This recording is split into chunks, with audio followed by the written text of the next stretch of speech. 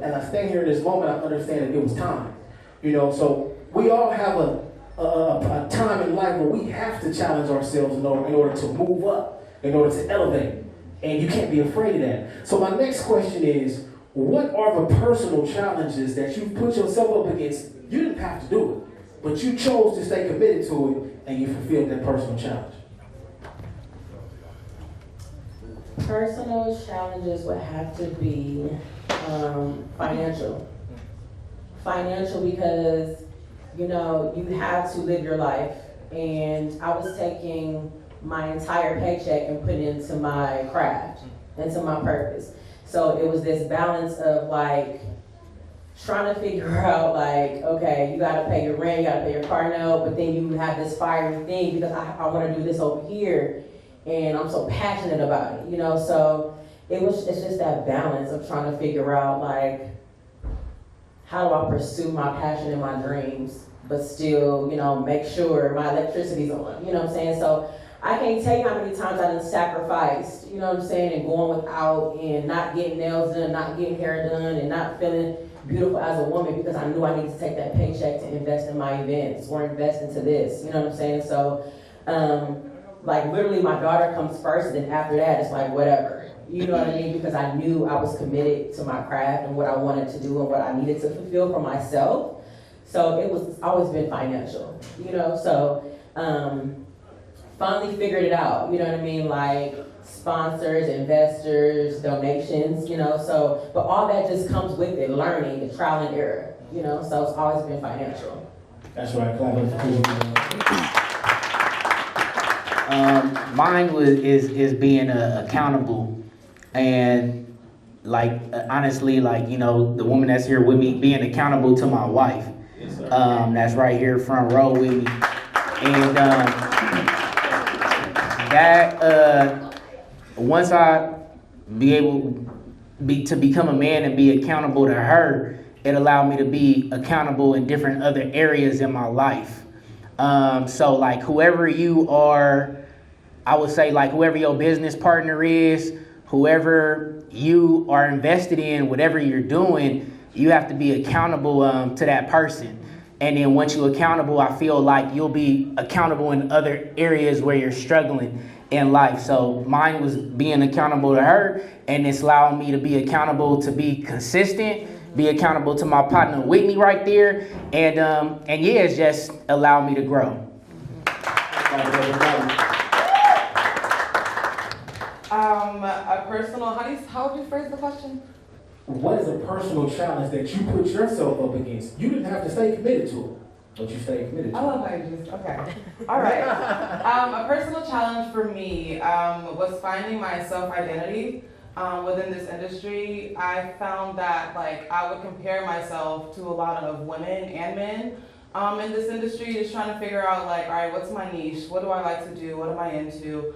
And I found that the more I kind of went back to my own personal foundation and what I was personally into. I know you said he's in anime, love Harry Potter, love things like that. On stage, I'm just myself. I've had a guy or another male DJ try to shit on me, excuse my language kids, try to shit on me for dancing and having fun up there, but I'm all right, bet, I'll do a whole set and no dancing, still go crazy. So it's a matter of just being confident in what I can bring to the table, and understanding that you're not gonna be like everybody else and you're not gonna make everybody happy.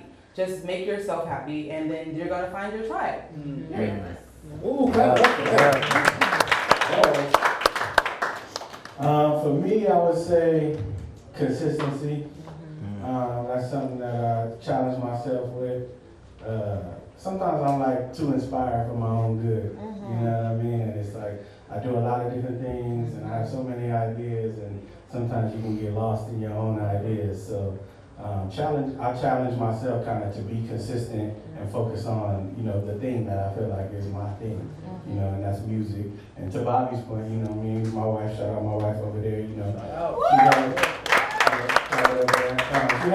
keep me focused, keep me grounded, that's right now, that's for a little bit later, and that's what led me to even doing 365, was really just challenging myself on being consistent. And I felt that would not only make me a better artist, but it'll help me be a better person, because it's not easy to do anything every day.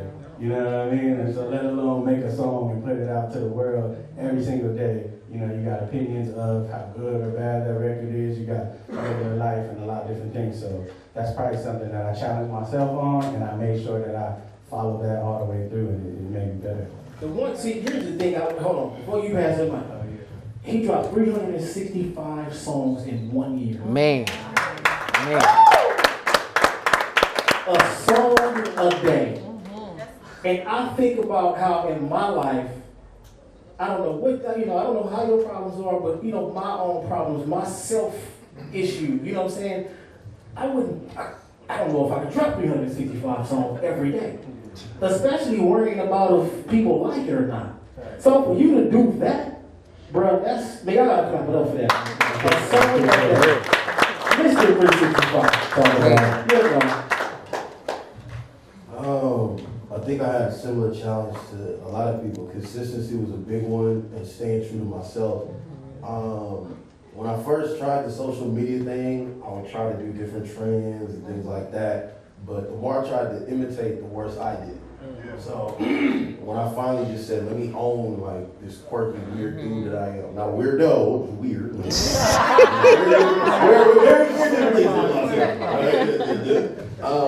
But yeah, when I said let me commit to doing that and just be consistent, I went on like, this man's an athlete, 365.